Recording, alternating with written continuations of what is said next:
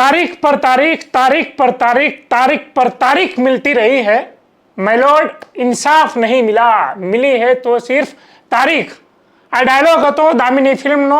સની દેઓલ એ વકીલની ભૂમિકાની અંદર હોય છે અને કોર્ટની અંદર આ જે સીન ભજવવાનો હોય છે ત્યારે આ ડાયલોગ કહે છે। એવી જ રીતે હર્ષભાઈ સંઘવી પણ કોર્ટમાં જે કાર્યવાહીની અંદર જે વિલંબ થઈ રહ્યો છે, જે રીતે તારીખો પડતી રહી છે એને લઈને નારાજગી વ્યક્ત કરી છે અને એના ઉપરથી આપણને એવું લાગે કે ગુજરાતના શાંત સની દેઓલ બનવાનો આ એક પ્રયાસ હોય હર્ષભાઈ સંઘવી। શા માટે વિગતે ચર્ચા કરીએ। નમસ્કાર, ક્રાંતિ માર્ગથી હું વિમિત કુમાર। સાથીઓ, સુરતમાં જે ડિસ્ટ્રિક્ટ કોર્ટ છે એની વિઝિટ દરમિયાન હર્ષભાઈ સંઘવીએ જે વકીલો છે એને કહ્યું, એમને રિક્વેસ્ટ કરી, એમને આશા રાખી કે આ વકીલો એ તારીખ પર તારીખ ન પડે એની માટે પૂરતા પ્રયાસો કરે। પહેલા આપણે હર્ષભાઈ સંઘવીને સાંભળીએ। કેસોમાં હિસ્ટોરિકલ અને ઝડપમાં ઝડપથી કઈ રીતે આરોપીને સજા અપાવી। હું કોઈ વકીલ પાસે એવી અપેક્ષા ના રાખી શકું કે તમે કોઈનો કેસ ના લડો, પરંતુ આપ સૌના ઘરમાં બી દીકરીઓ છે, આપ સૌ લોકોને બી આજ ધરતીએ મોટા કર્યા છે। તો મારી માત્ર આપની પાસે એટલી જ વિનંતી છે કે આપ સૌ લોકો આ પ્રયાસમાં સાથે કઈ રીતે જોડાઈ શકો, ઓછામાં ઓછી તારીખો પાડવામાં અને ઝડપથી ઝડપ જે ગુનેગાર હોય એને સજા અપાવવામાં તમારા લોકોના સહયોગની અપેક્ષા બી જરૂરથી અમને સૌને છે। અને એ અપેક્ષા એ માત્ર ને માત્ર આપણા શહેરની, રાજ્યની દીકરીઓને ન્યાય અપાવવા માટે જ છે।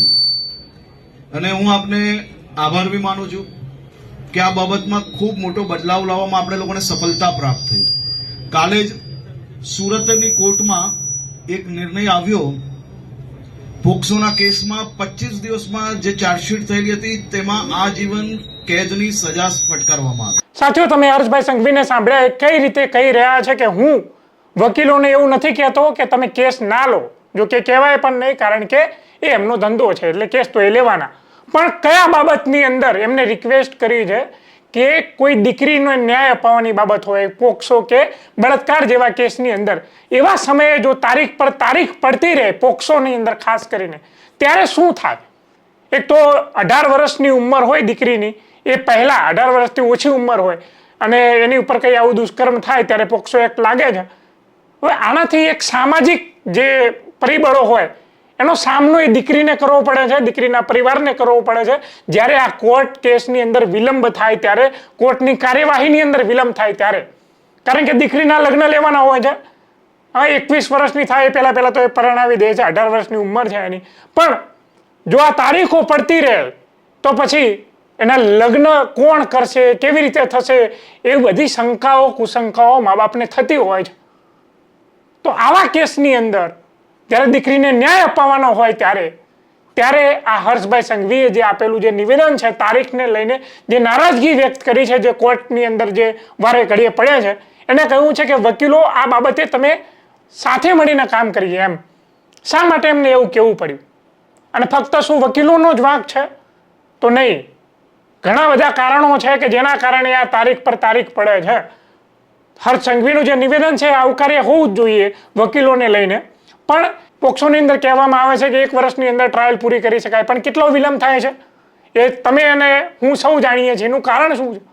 કારણ એ છે કે જજોની જે સંખ્યા હોવી જોઈએ પૂરતા પ્રમાણમાં નથી અને વધુ પ્રમાણમાં કેસો પેન્ડિંગ પડેલા છે, પહેલું કારણ એ। બીજું કે સાક્ષીઓ જે હોય એ કાં તો કોર્ટમાં હાજર રહે, કાં તો કોર્ટમાં ગેરહાજર રહે। હાજર રહે તો વાંધો નહીં કે ચલો થઈ જાય, પણ ગેરહાજર રહે તો પણ તારીખો પડતી હોય છે। કાં તો પીડિતા હોય એને કોર્ટની અંદર મૈત્રીપૂર્ણ વાતાવરણ ના મળતું હોય।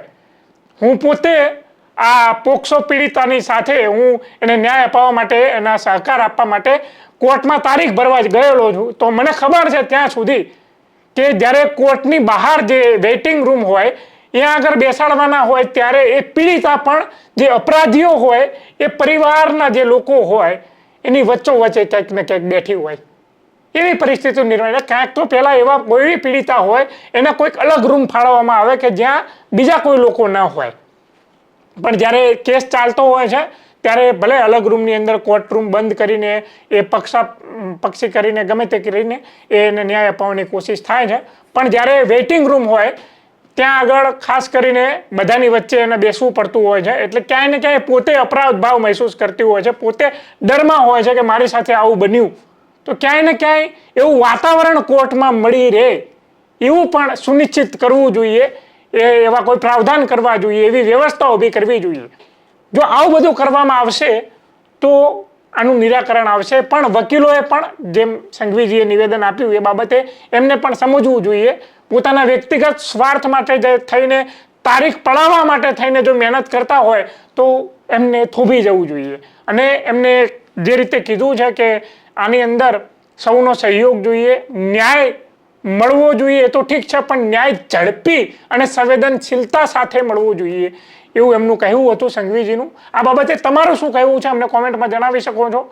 જોતા રહેજો ક્રાંતિમાર્ગ ઇન્કલાબ જિંદાબાદ.